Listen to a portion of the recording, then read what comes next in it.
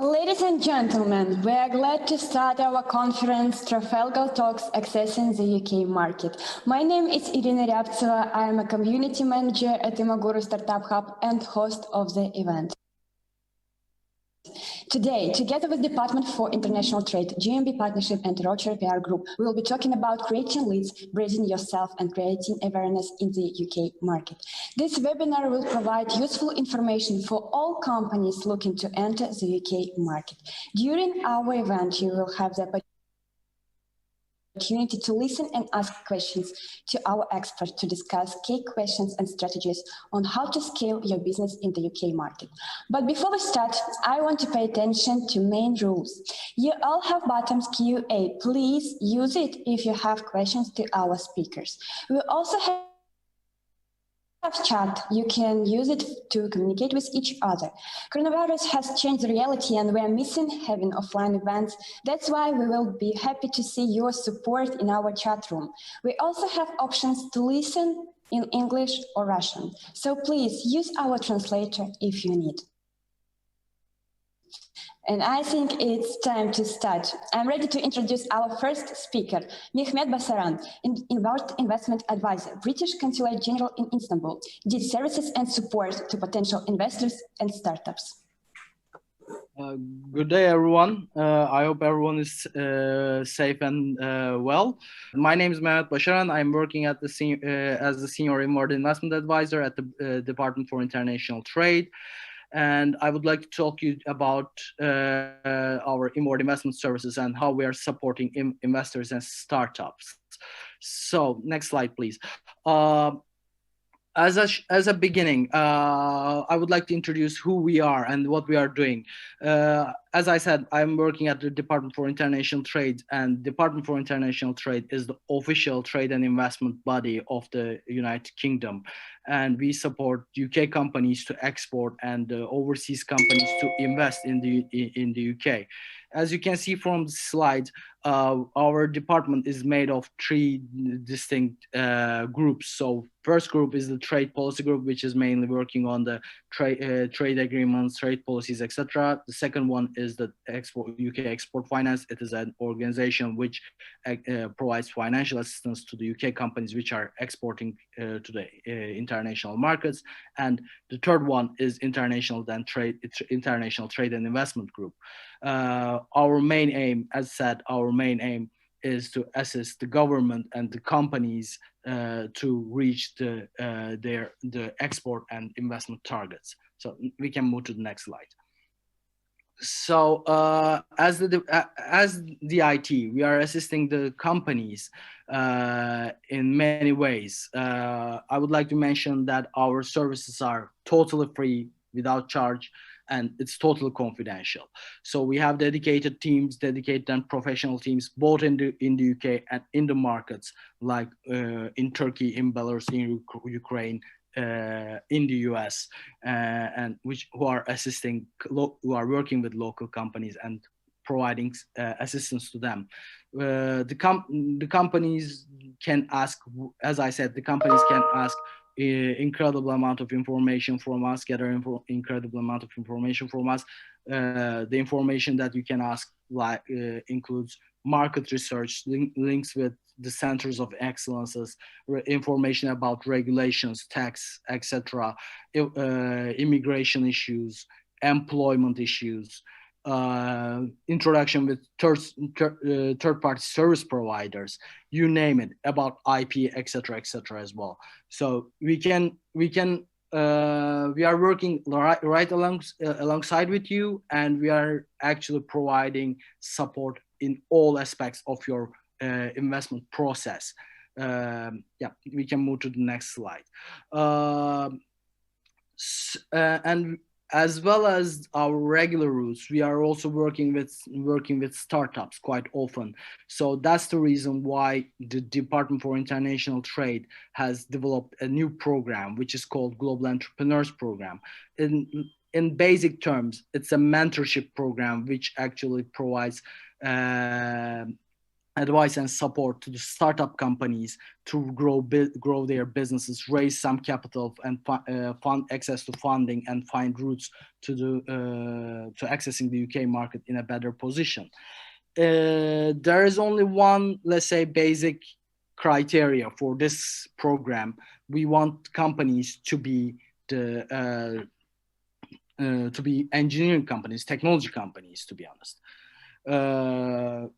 I'm not going to read all of those slides, so you can read it, and I believe Guru will be sharing them with you in a very short while. But please feel free to apply for it. We will always happy to work with new companies, new startups who are working on new technologies. Yeah, we can move to the next slide. So, as most of you are coming from the technology sector, I would like to provide some key headlines about the UK tech sector. As you can see, UK technology sector in the UK is literally sitting at the heart of the UK economy.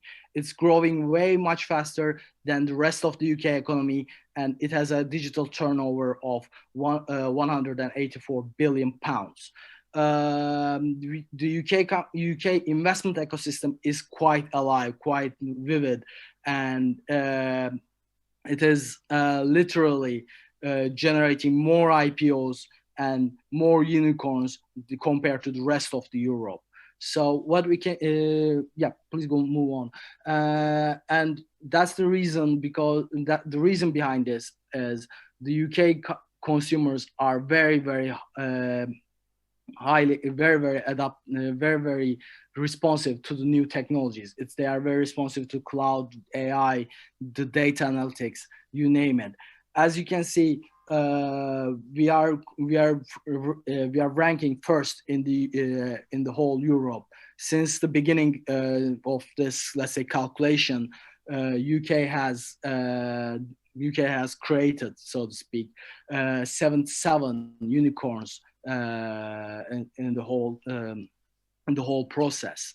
Our biggest rival, so to speak, our competitor, Germany, is now sitting as 32, and we are actually, let's say, making the gap very well. And to be honest, we are not the ones who are saying that. We are not the ones who are calculating these. There's an organization, I believe we can call it an NGO called Tech Nation, which every year they generate a report about the UK's technology ecosystem, and this whole statistics is coming from them. Yeah, we can move to the next slide. As an example of one of the, let's say, some of the tech unicorns in the UK, I believe most of you already know Revolut, which is a fintech company. They have started in the UK as a seed company, and they moved to a unicorn recently. Monzo is another fintech company. Darktrace is a cybersecurity, is more on the software side. And but what we are doing is, what I am trying to say is, we are actually, UK was one of the best locations in the whole world, in the most starting as a seed and going to a unicorn. Yeah, we can go to the next slide. But this whole, let's say, moving to the unicorn process cannot happen without the accelerators, without our partners, to be honest. The accelerators, the programs, the scaling up programs are the main drivers behind this whole success. So as you can see, there are some, let's say, accelerators listed here. Techstars is a world-known accelerator program. Wire is another thing. Cylon is working on the cybersecurity side. And what we are doing is, if you would like to meet with those accelerators, we can definitely arrange those. Yeah, we can move to the next slide. And access to funding. Okay, so as you can see, in the end, the whole process, let's say, moving from seed or pre-seed to the unicorn, in the end requires some funding. So there are a lot of, let's say, funding opportunities in the UK: seed funds, angel investor networks, venture capitals, government grants, loans, you name it. And there are a lot of, let's say, organizations which are actually assisting companies to reach out those funding opportunities. You can see some of the logos here. UK Research and Innovation is the official innovation organization or engineering organization of the research organization of the United Kingdom. They are always, let's say, announcing new grants, new research opportunities for the companies. British Business Bank is another one. UK Transfer Network is another one. And you can see this UK, the, let's say, colorful one, British Private Equity and Venture Capital Association. This is the whole, let's say, investment ecosystem of the UK. Yeah, we can move to the next slide. I would like to mention only one of those funds. Just after Brexit, the government announced a new, let's say, industrial strategy. So we call, and together with it, they identified four, let's say, areas, four fields. AI and data being one of them, future of mobility, aging society, and clean growth are the other ones. So in order to provide assistance to those, and in order to provide growth in those areas, the government, the UK government, has announced this Industrial Strategy Challenge Fund. So if you are a company which is working in those areas, and if you are planning to expand your operations in the UK, or started operations in the UK, so I really would like to encourage you to apply for this challenge fund. It's great. It's literally allowing you to access the best skills, best universities, and best funding in the whole Europe. Oh my God, I can hear myself talking as if I'm the Trump on this one. Yeah, we can move to the next slide. Always speaking with great thing. I believe James and Joanna will kill me after that. But anyway, in means of the operational things, as you can see, the UK's corporation tax is sitting at 19%, and we are. It will stay like this. We believe that it will stay like this for a while, and it's actually the lowest corporate tax in the whole Europe. We have this incentive mechanisms called R&D tax credit and patent box. In very short, in a very brief, let's say, package, I would like to explain what they all are. R&D tax credit is an incentive which is actually targeting the companies which are doing some R&D in the UK.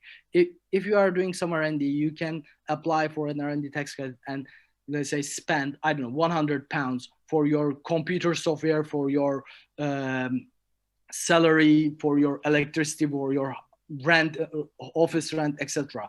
But in the end, if you apply for this tax credit, you can deduct £230 from your tax liability. And after that R&D, if you bring out a patent, you only pay 10% from the profits of those patents, actually, not 19%. And the fourth one is seed enterprise investment scheme and enterprise investment scheme. Actually, this is one of the top points, which is very related with the startup community. This is not an incentive for startups, but it's an incentive for their investors. So let's say that I'm an investor and I would like to invest £1 million to a startup company. So if a company comes to me and shows me that their certificate of enterprise investment scheme, and if I invest £1 million, I can deduct 30% from my tax liability because of that investment scheme licensing, so to speak. So as you can see, the companies, the investors are generally try to invest in the companies which have SEIS or EIS certificates. These certificates, these schemes can only apply by the companies which have already established a presence in the UK. Yeah, let's move to the next slide. So I don't want to take too much of your time. That's the reason why I re-put that. I would like to show this slide once again. Our services actually is quite vast. You can ask us incredible amount of information. I'm providing answers to the companies, both related with, let's say, their market opportunities, their regulations, and their personal lives as well.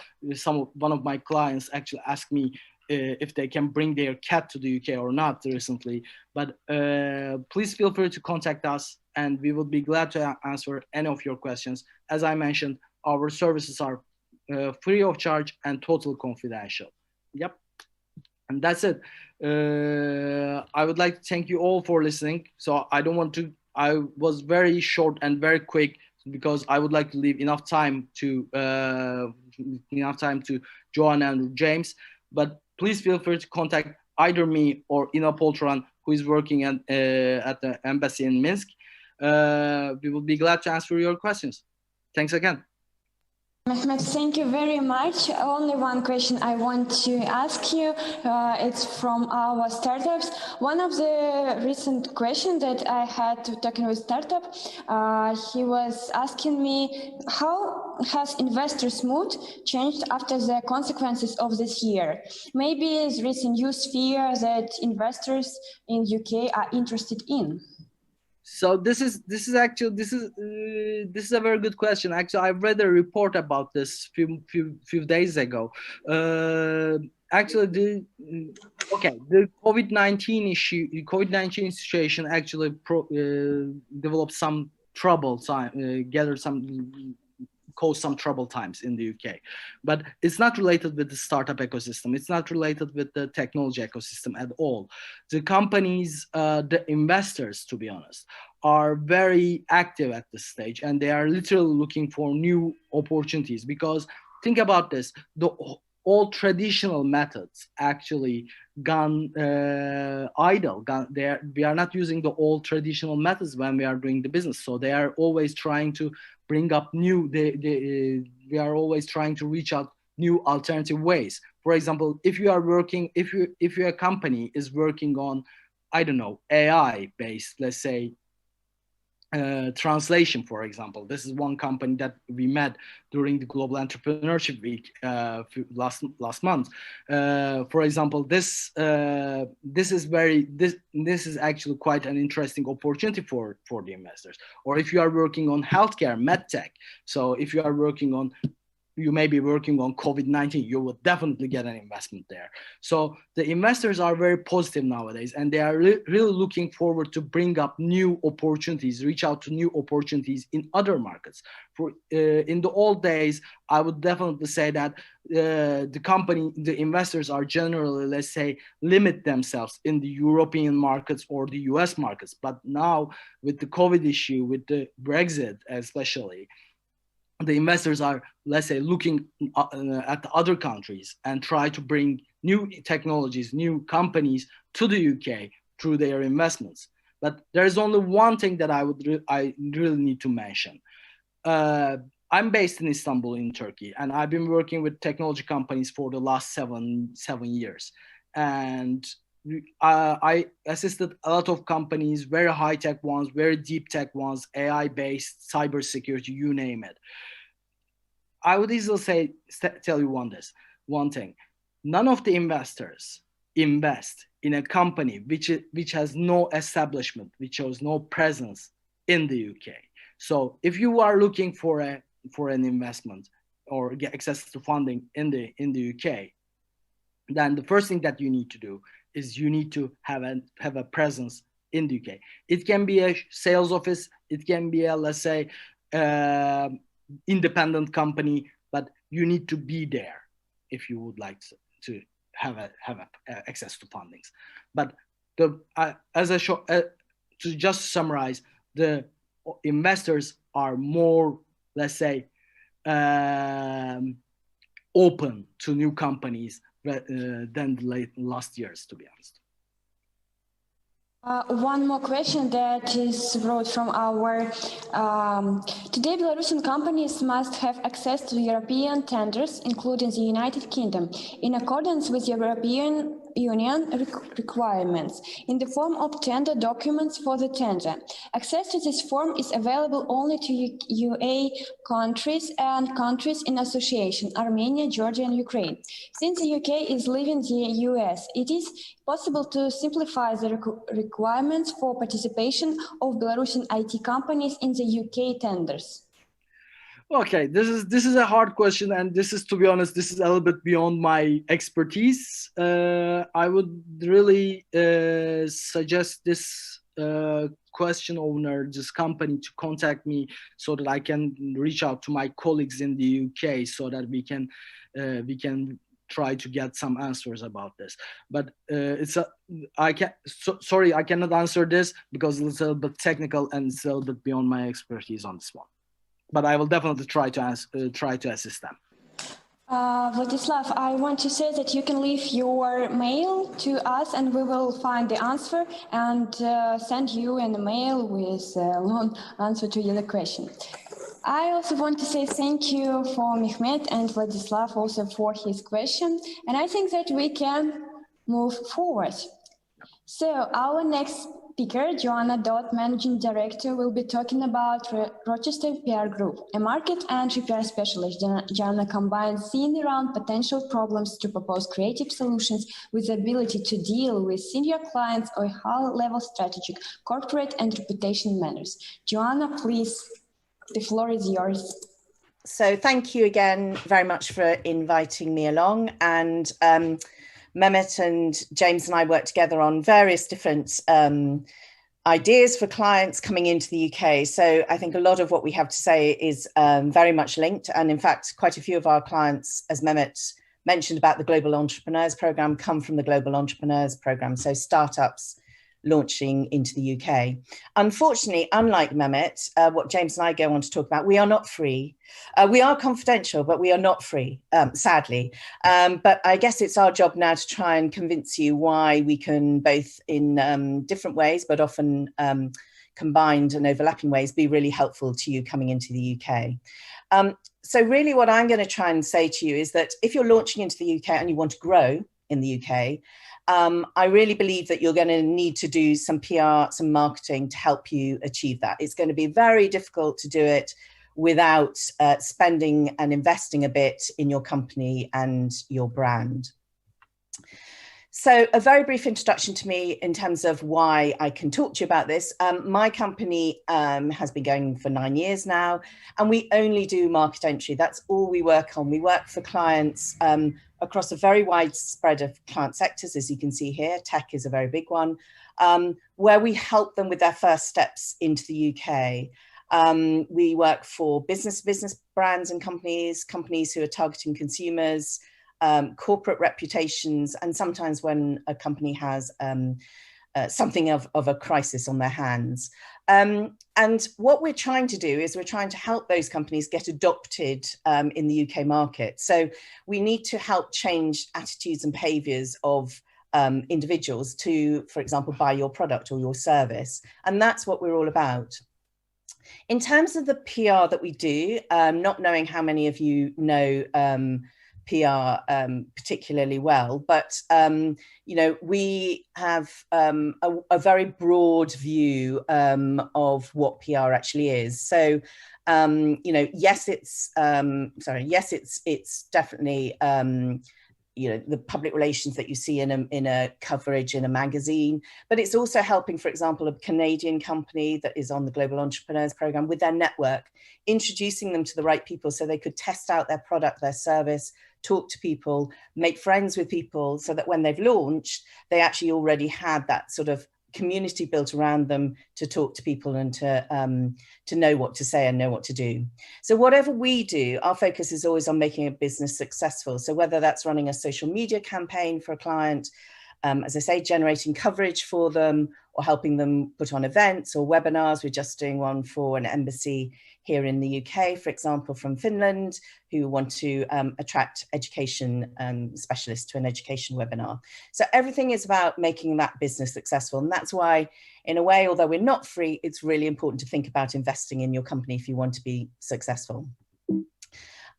So in terms of what we would say about, reasons why you might be considering not doing this. So I don't know whether when you saw this, you thought, actually, that's never going to happen. I don't believe I need to. Here are perhaps 4 examples of questions that we might hear. One is that I'm going to sell to people who already know me. The second could be that it's too expensive. The third, I don't use PR and marketing here in my home territory, so why should I need it abroad? And, why should I outsource this? Because actually nobody can understand our offering or solution or product as well as we can.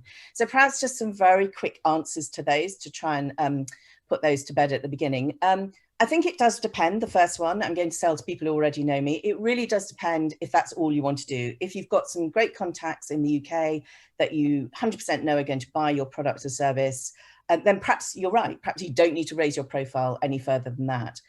However, I'd question that slightly. If you want to go beyond that first initial pool, and most people have one company that they're going to sell to, you need to raise your profile, you need to get better known. And you also need to realize that you will be probably undoubtedly competing with other companies who are also targeting those, those prospects as you. And if those companies are doing a better job, talking more loudly, saying that they're brilliant, saying that they're better than you, then it's going to be very difficult for you to sit back and not do anything and just let those people take your business. The second one, it's too expensive. It very much depends. I mean, of course, outsourcing any service is more expensive than doing it yourself. But generally, I think most of the entrepreneurs that we work with, they really don't have, at the stage that they come into the UK, they do not have PR and marketing expertise in their businesses. So you have to weigh it up where you could do it yourself, but actually that's a very expensive use of your time when you would be much better off doing the other things that are really important for your business at the moment. And also, I think it really depends what you're trying to achieve, how much business you're trying to get from the UK. So think of it as a percentage investment in your success rather than, it's a wasted cost. I don't use PR marketing at home, so why should I use it abroad? Is something we hear a lot from a lot of companies. And that's because often in their home territory, say, for example, if I talk about clients we've got from the Nordics, it's really much easier to be much more famous in a smaller market. You can get into the national press much more quickly and get read about and get talked about. Here in the UK, it is a lot more competitive. And that's one of the reasons why when you come to the UK, you need to think about it. And lastly, perhaps a question about outsourcing. Nobody can understand our offering as well as you can in the company. And that's true, but we don't need to represent you. We need to know you well enough to be able to pitch you to journalists, to a network. We don't need to know you inside out. And another thing I would always say is that, it's a really good piece of advice to keep things simple. A lot of tech companies try and almost beat, the recipients of their messages with, we know this better than you, we're cleverer than you, we understand this better than you. And that's not really what you're trying to do. You're not trying to bamboozle them. You're trying to make it as easy as possible for people to understand your tech or your solution. And I think this is quite a good quote, because if you can't explain it simply, the idea is that perhaps you don't understand it well enough. So don't think that your job is to compete with people here for understanding. Your job is to get your business understood as simply as possible.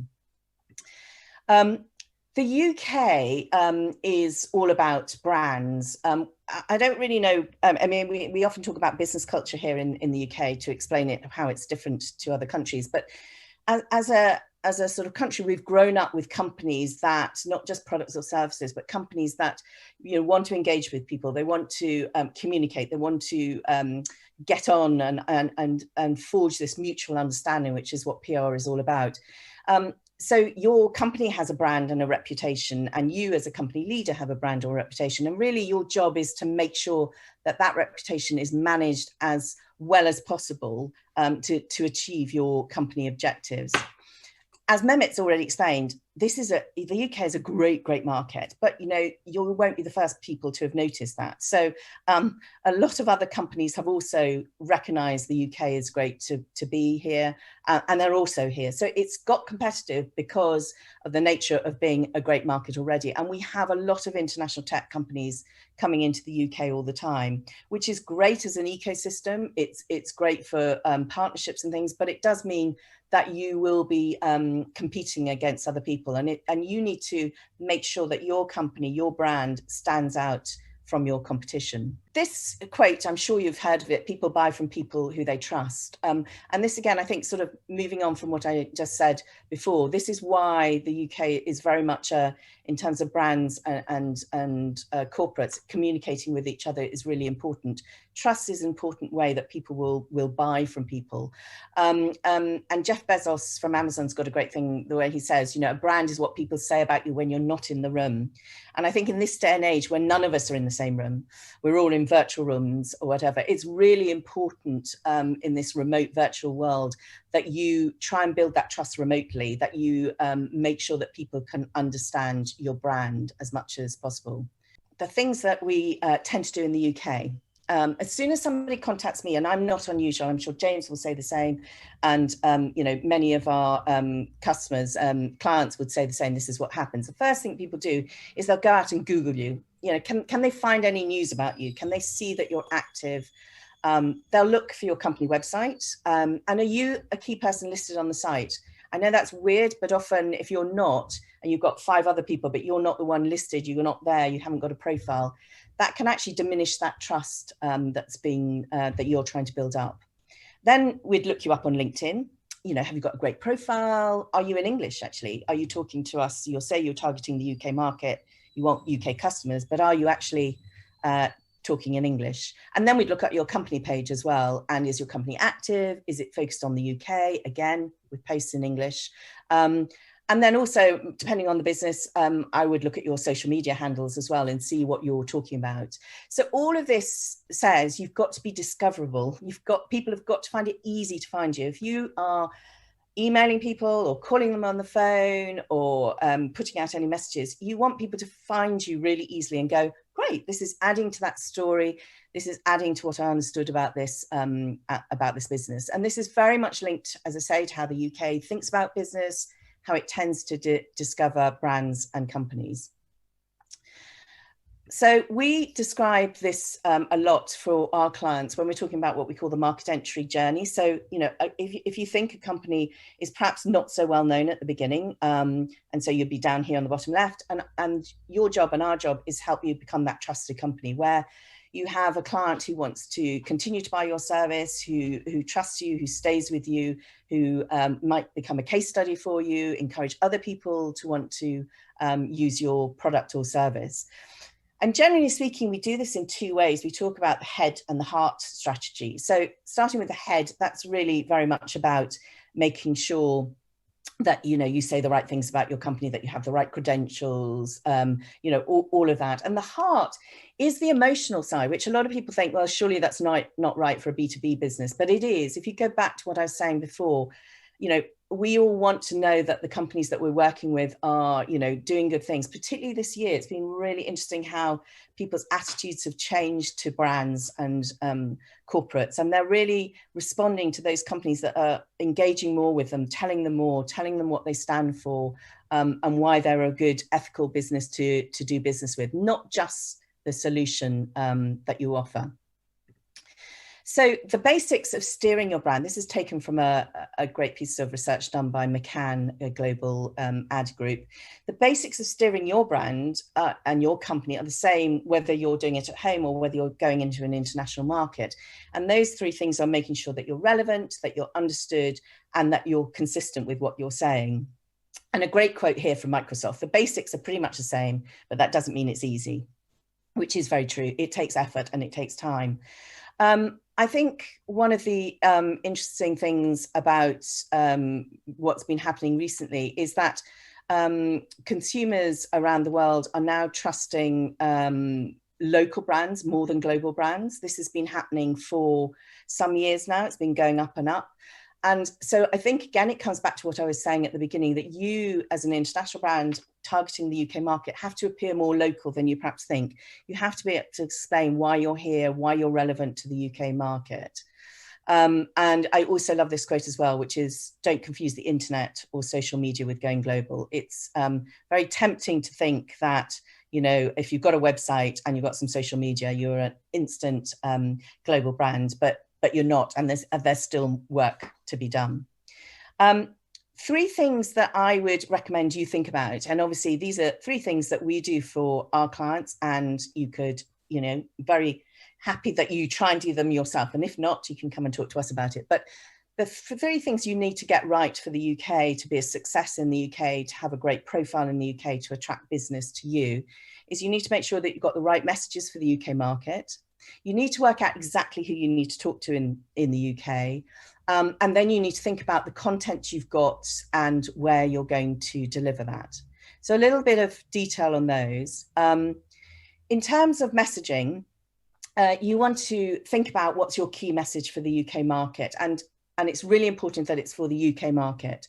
So it's got to be about your company, but it's got to be why you are relevant, why you're entering the UK, and why you want to help UK companies. And then typically you'll have other messages underneath that, which might be your sector expertise or your team or other messages like that. And then you'd have below that what we call the proof points. So that could be the facts and the figures that stack up to tell everyone why you're great company to do business with. But really, really important that you nail that umbrella messaging before you start reaching out to a UK audience. Then in terms of the audience, you need to start thinking about where you're going to find them and who those are. And this is really where local knowledge, which you can get obviously from Mehmet was explaining, from DIT, also from people like James and I that have worked in these industries before. It's really understanding what makes your marketplace different and why that's going to, who are the key people in that in your marketplace. So, have a think about all the different, try and work out who are the opinion formers. If you're trying to find new employees in the UK, then obviously you need to be talking to them. Where do you talk to them? How do you reach them? Something that James and I talk about a lot, the trade associations, professional associations, really useful for you starting up, building up your network in the UK. Some are much, much better than others. Some are really strong at introducing you to people. So think about who your audiences are and drill down into a lot of detail. One of the things we always ask our clients, who exactly are you targeting?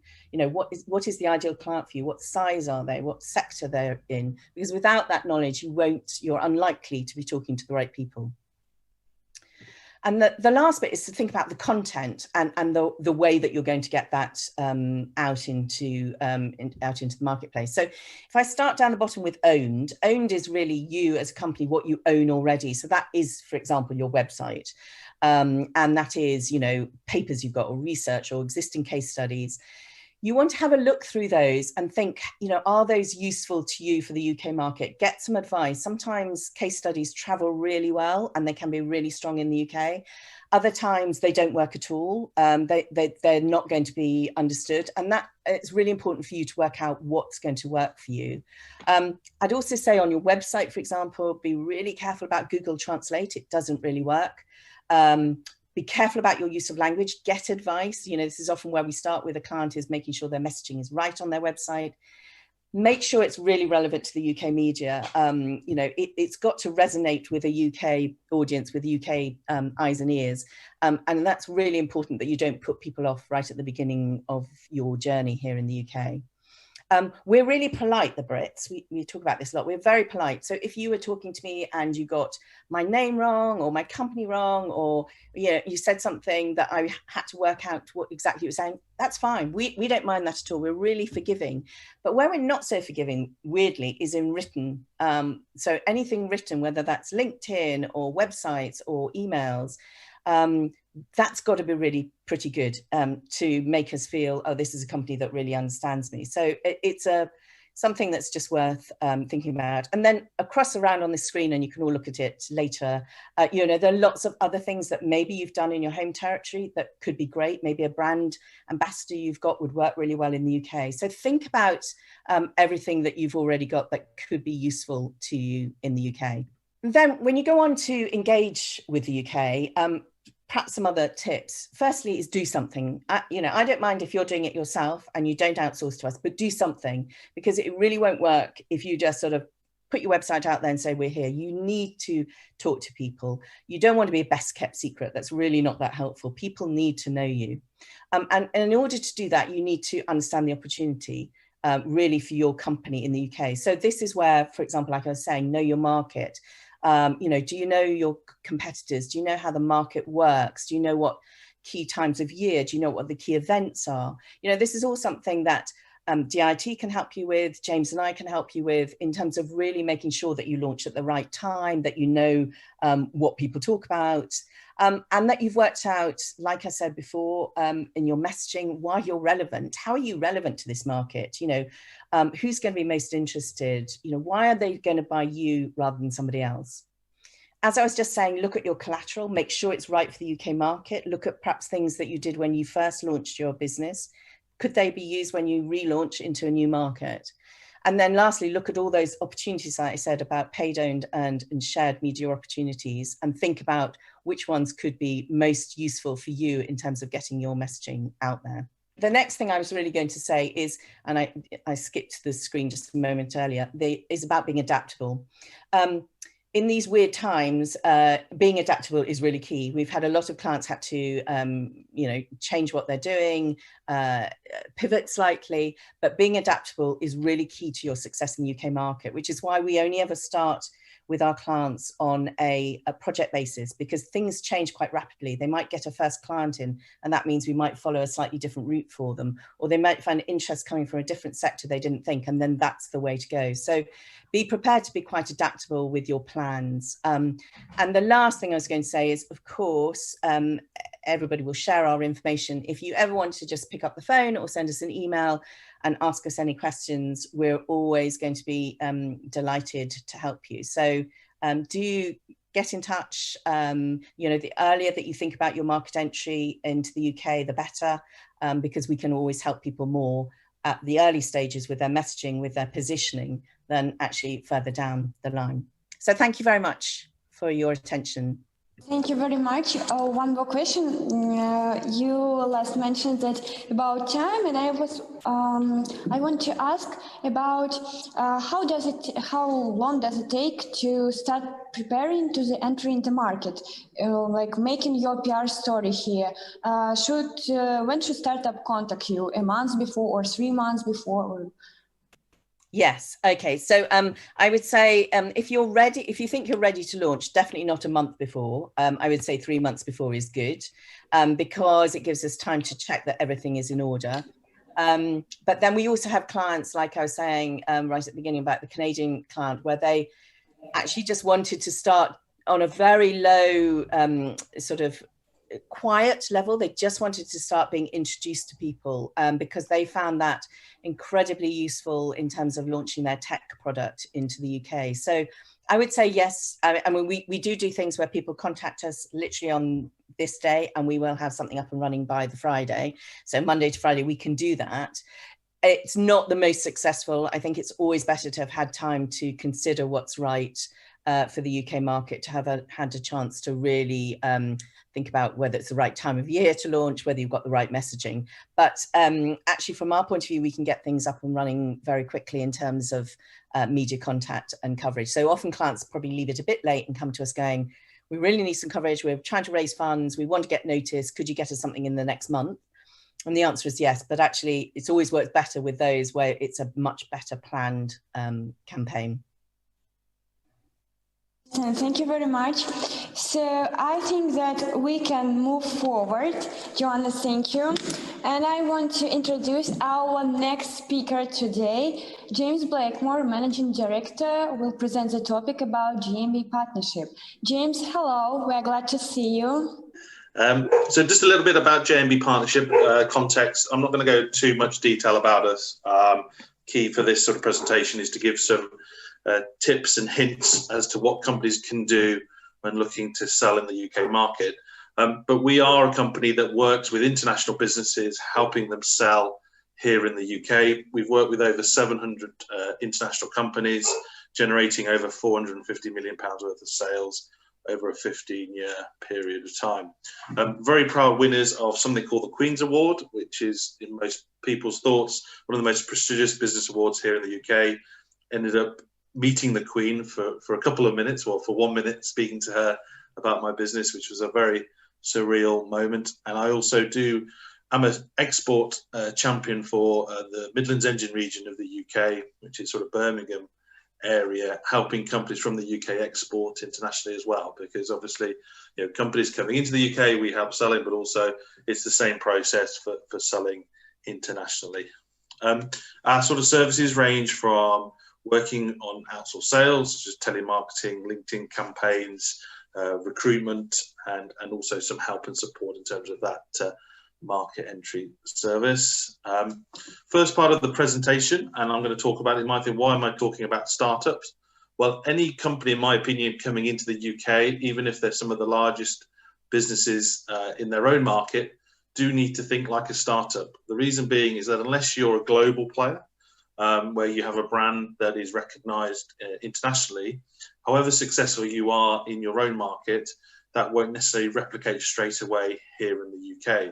So you do need to think about those days where in your own country, where you're probably now word of mouth and your reputation are probably your biggest generator of leads. When coming to a new market, things like PR are extremely important, getting your message out there, and also being proactive in generating your own leads. So really do think like a startup when entering the UK. This sort of area talks about this sort of cogs working together.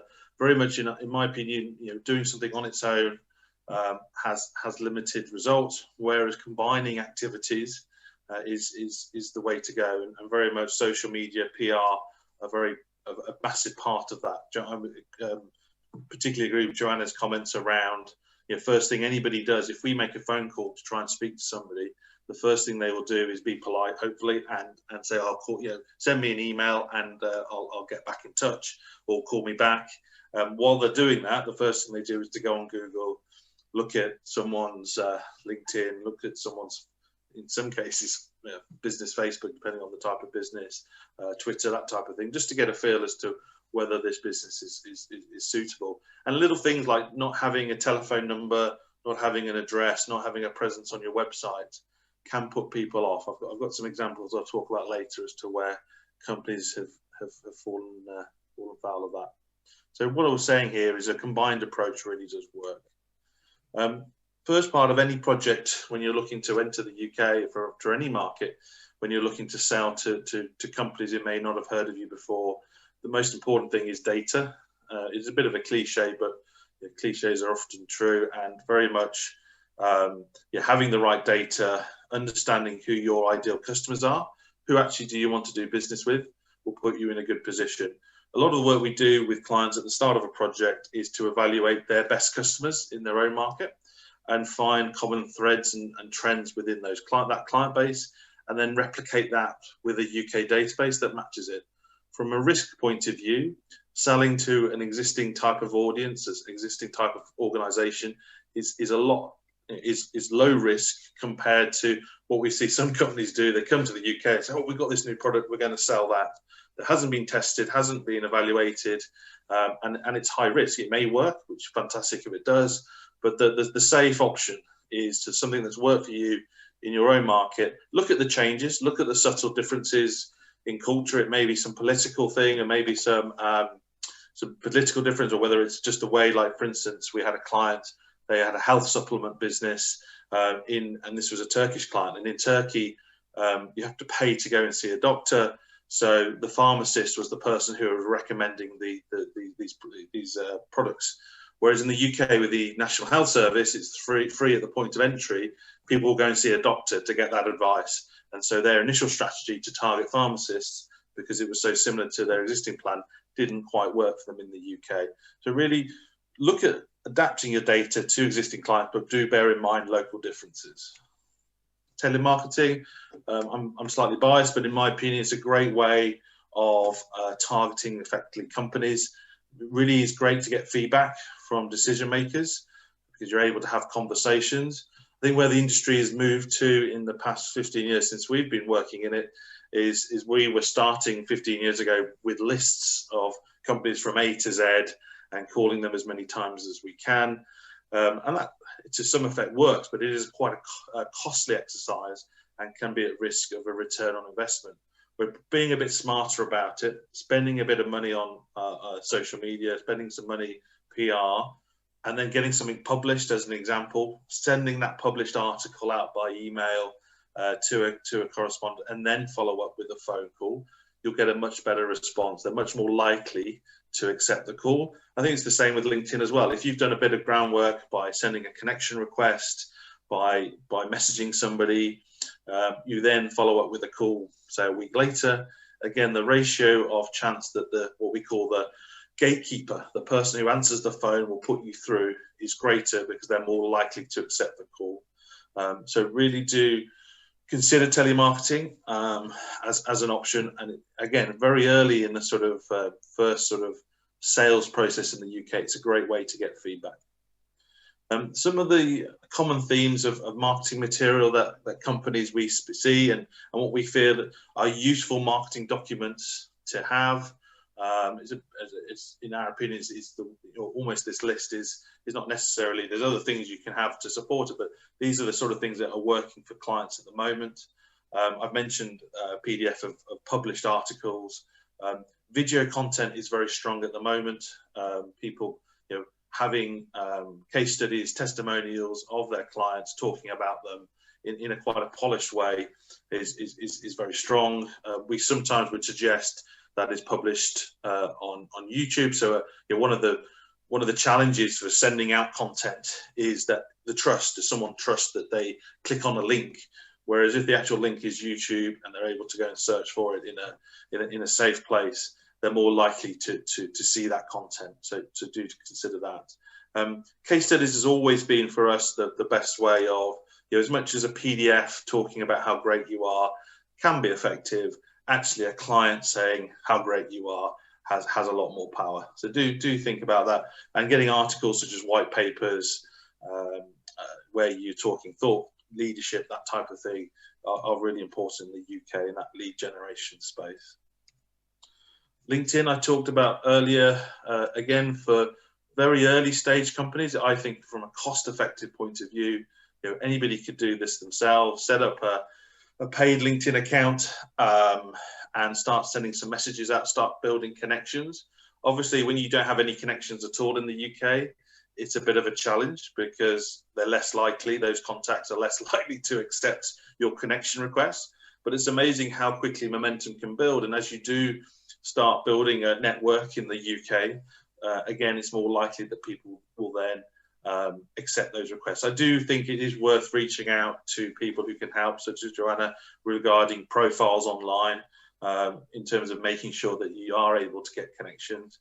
But direct messaging is an option, and also Sales Navigator, again, is another great tool to building links and understanding not only the companies in the UK, but the specific decision makers, who they are, what their background is. If you're on a call to somebody and you happen to know they went to the same, they have the same football team as you, that helps on a call. That's an example.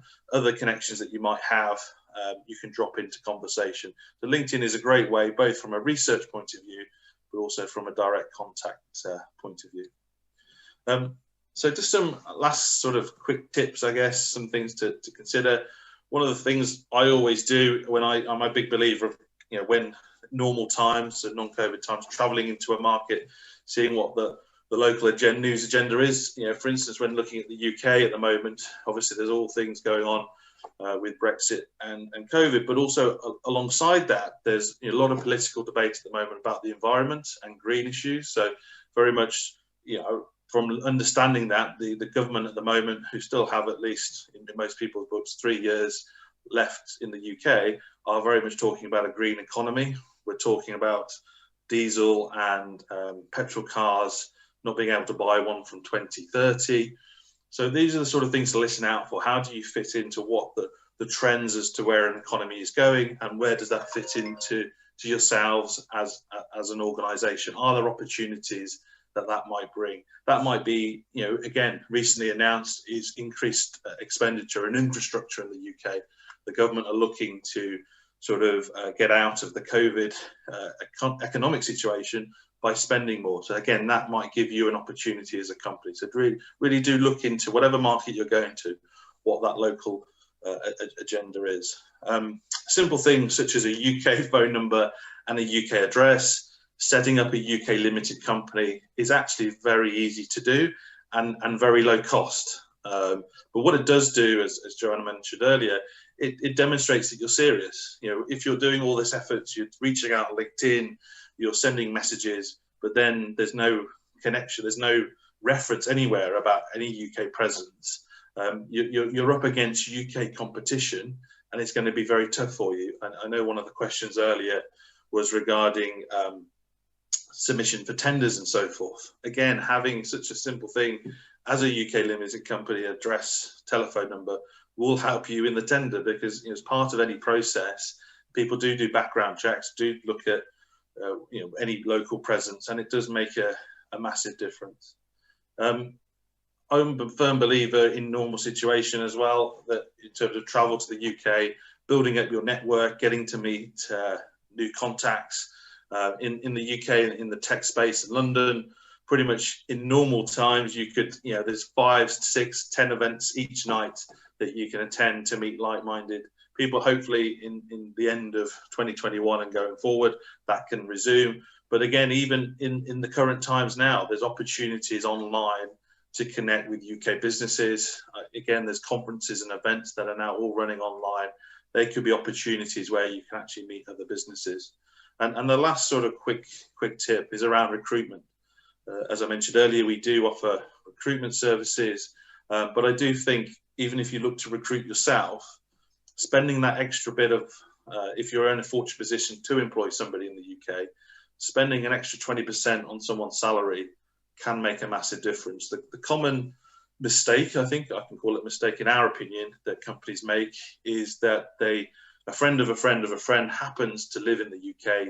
They seem a great person and will do a great job for us. So yeah, that's important. Trust is important for your first employee. The problem is if that person doesn't have sales experience and that person doesn't have industry experience, it's going to be very, very tough for them. And actually you're wasting what salary you're paying them. Whereas actually, if you spend a bit more and you look to headhunt someone who's worked maybe for a competitor, but at least someone who's worked in your industry, I think it makes a massive difference. So do really, the first employee, again, is 100% of your business in the UK.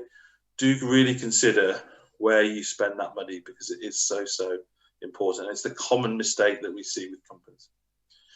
Just a last sort of bit from me is more of an update since COVID.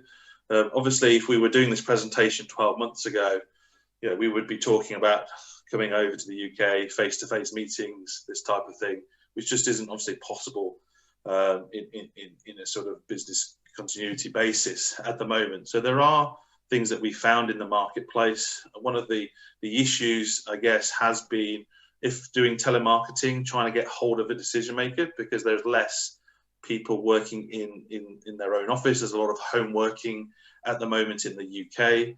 So we have seen LinkedIn and email open rates increase because people are spending less time in face-to-face meetings. They're spending less time traveling. There's a lot of studies talking about actually people working more when they're working from home. You know, people often think as an employee myself, you're often thought, oh, are people work, but generally, and I can see it with our own company, people are working longer hours, so they are opening more emails, and so that does provide an opportunity with content to really get hold of them. The one benefit from telemarketing point of view has been that companies are willing now to give out decision maker contact numbers. So normally it's very rare for a company to give out someone's mobile, whereas now it's more of a common, some still won't, but in a lot of cases we are able to get mobile numbers, which does mean that your then conversion rate going forward of having a conversation with them increases as you have a direct line to them. Specifically in tech, for our clients in that space, we've seen a big increase in spend where companies are realizing that maybe they have to make very difficult workforce decisions.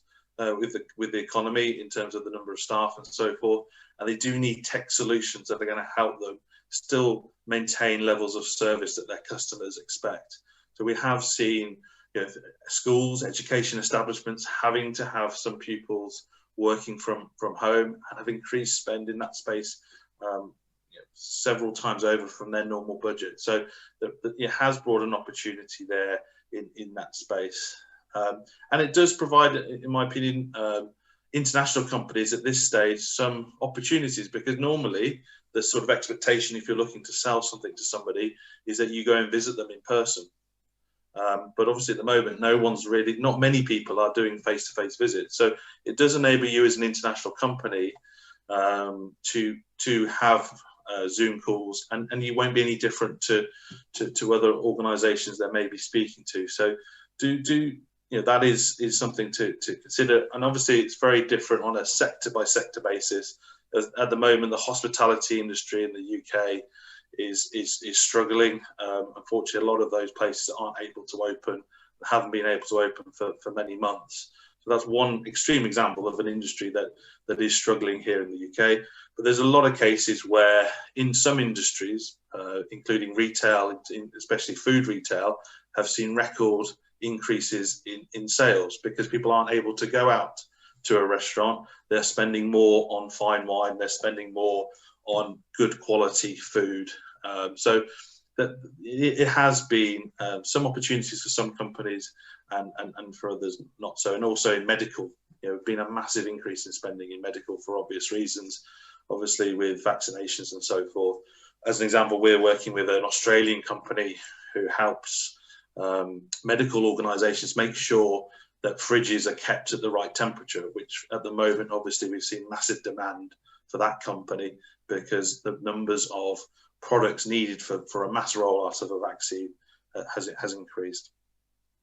So just a bit of an update in very current times. Obviously, we're hopeful that things will go back to some sort of normality ASAP. Just a couple of examples of our clients. We're very proud to work with companies such as Joanna and Rochester, a great partner of ours, and also DIT. We've worked for many years with them, and a great place to go if you need any information on the UK, also maybe where to set up in the UK, a great resource to enable to help you do that. And just lastly, my contact details. I presume the presentations can be sent out afterwards, and happy for mine to be done. Brilliant, thanks so much. James, thank you very much. It's quite interesting fact that in Belarus, entrepreneurs prefer to use Facebook the most, but I think that your entrepreneurs prefer to use LinkedIn. Yes, it's really true, because sometimes when our startups speak with other investors, and investors send them links in LinkedIn, and they do have a Facebook, because I don't know why, but our community are always in Facebook and sometimes in LinkedIn. I also want to ask a question that I asked Joanna. When should startup contact you? Because I think that there are too much work to do. Sorry, what stage is, yeah. When should startup contact you to start working? I mean, obviously we would say as soon as possible, but I mean, I think in reality, there's some groundwork that can be done. I think companies can look at how their presence is perceived online. There's things they can do in terms of showing that UK presence. As I mentioned, setting up a limited company in the UK is very, very straightforward and very cost effective with relatively low risk. The capital investment can be from £1 or even less, I believe. So, those are sort of things that I would consider, because again, if you have a product that or a piece of software or technology that is available already, you are going head to head with people with established bases in the UK market. So you do need to show the market that you have that. Obviously, if you have something that's completely different to the market, that is very innovative, that's less so. Obviously, it's still important in my opinion, but you will sort of get by through the innovative product. But it's really on a case-by-case basis. But I think there's a lot of groundwork that can be done. But you still want to, simple things, even if you're thinking of not entering the UK until 2022 as an example, I would suggest spending 6 months trying to build up some LinkedIn presence, to start sending messages, to maybe putting thought leadership or content on your profile. I think PR is a great way of building those first sort of connections and contacts. So really do consider that at an early stage to build the process. It's almost like making sure that when you do put the time and resource and look to employ someone in the UK, that you've done that groundwork, because you'll get much better results. Thank you very much, James. And also some participants wrote that they want to have your presentation. And Joanna, please, welcome. Yes. I was just going to say, I just wanted to answer your question on Facebook, because I think it's a really interesting one. And it's one that we find a lot with international brands, is they use social media platforms differently than we use them in the UK. And I think that's one of those challenges to understand, but certainly Facebook in the UK is definitely seen as a consumer facing profile. So we run across Facebook, Instagram, YouTube and LinkedIn for clients. We run their sort of campaigns. And I just, what James has said, LinkedIn is, if you haven't got a LinkedIn profile, I think it would be one of the best things you could do. If you are on Facebook and you're trying to enter the UK, create a LinkedIn profile, because I don't think any business will look for you on Facebook in that sense. I mean, if you're consumer facing business, of course, that's where it works as well. But LinkedIn for you as an individual running a company or a senior person in a company, that is where most, B2B sort of conversations would happen. And Twitter is also extremely useful for that. Whereas, we sometimes have some clients saying we don't use Twitter in our country. You go, fine, but use it in the UK. It really works. So I think that sort of advice in terms of Facebook is really important to give you just a better chance of engaging with people. So just. Thank you very much. So I think that we should move on because we have time. Yeah, and guys, we have been listening to our speakers for an hour, and I think it's time to practice our English. With warm applause, I'm welcoming Inna Poltaran, Economic Diplomacy Officer, British Embassy in Minsk. Inna, hello. We're glad to see you. Yes, I would like to pay your attention to some essentials for beginners. If you expect me to give an English grammar lesson just now, it's not the case probably, but language is important, as Joanna mentioned in her presentation. If you plan to access UK market or just go working globally, it's really important to start studying English if you didn't start it already. But please think about it. Even if you think you can speak fluently, there's always a room for development. Okay, well, whenever it's ready. Anyway, I will continue talking because I do not have much information for you to share.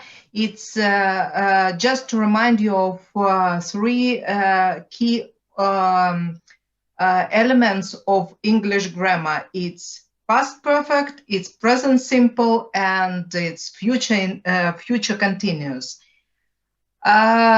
What is past perfect in terms of when we relate it to our activities? We used to have a kind of ideal environment for IT companies in Belarus, or at least it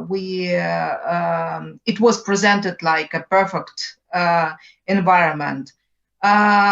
It's not the case anymore, and I doubt it was totally perfect. So let's leave past perfect in the past. And what we have now, we have present indefinite, actually, not present simple, present indefinite. Nobody knows what is going to happen in future. Nobody knows what challenges companies, startups, IT community will face even tomorrow. So our view is that it's a good time, and we have a lot of opportunities open to you currently in current challenging global environment affected by COVID. Think differently. Look at the UK market. Probably you will find even more opportunities for yourselves than you can imagine. And it's, believe me, it's much easier than you can imagine. People think often that, oh, it's difficult, it causes a lot of troubles, we should have a lot of documents, it's very expensive. Just ask us. You have the British Embassy in Minsk. You have me to assist you. You have Mehmet, who is always willing and to help and supporting. We have a lot of, well, not a lot of probably, but some cases to share. Probably we'll arrange a separate event with telling you success stories who already try to access UK market and who already tried it, and it's not that difficult. So you will have in front of you future continuous, believe me. So I'm not sure whether I can share the my contacts now. But anyway, if not,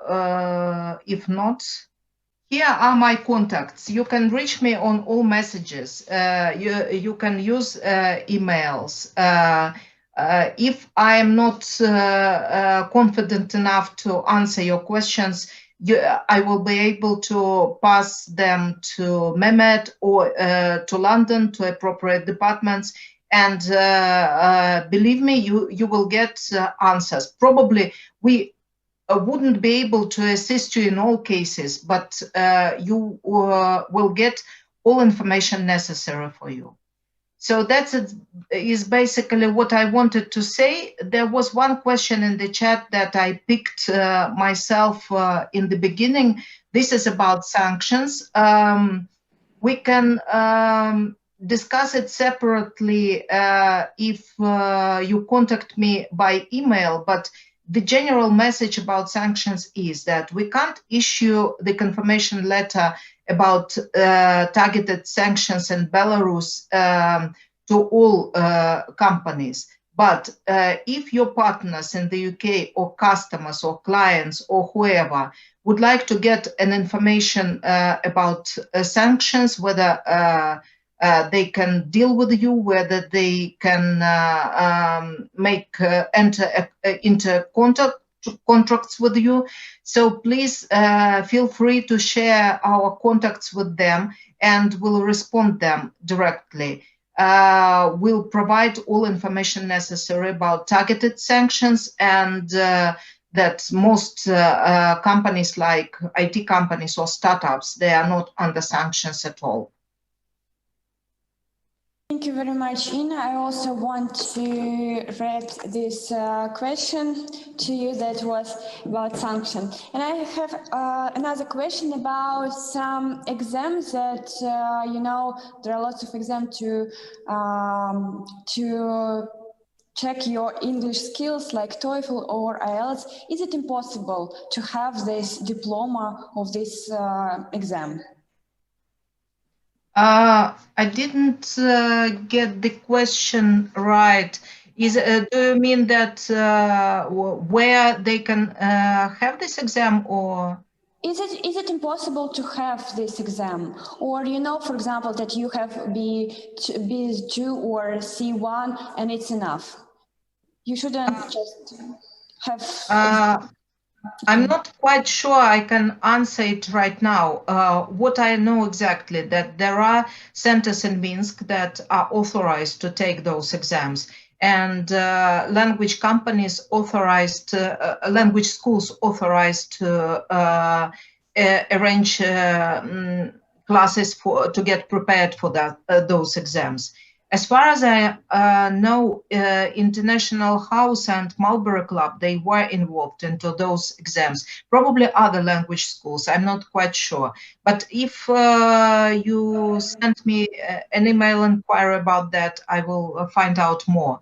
But as far as I know, if the exam requirement is listed in Tier 2, I believe, visa requirement.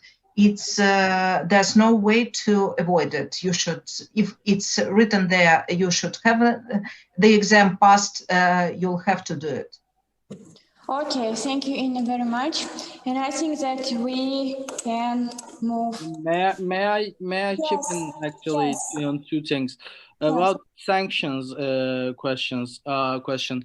We also experience almost the same thing here in Turkey as well with some of our Turkish clients as well. And as Ina told, it is somewhat a little bit, let's say, not we cannot prevent something like that, and we cannot provide some kind of a, let's say, a letter or a reference letter, but we sometimes provide a factual letter to the clients for the banks, etc., for the government organizations, so that they can be aware of that the company is is known by DIT.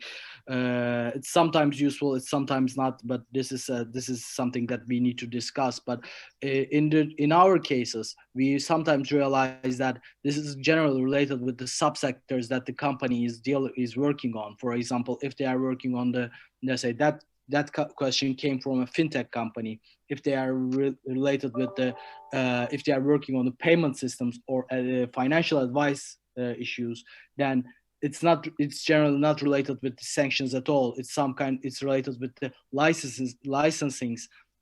licensing that needs to be gathered in the UK. For example, if you are working on a financial advice subsector, you need to James, please correct me if I'm wrong there.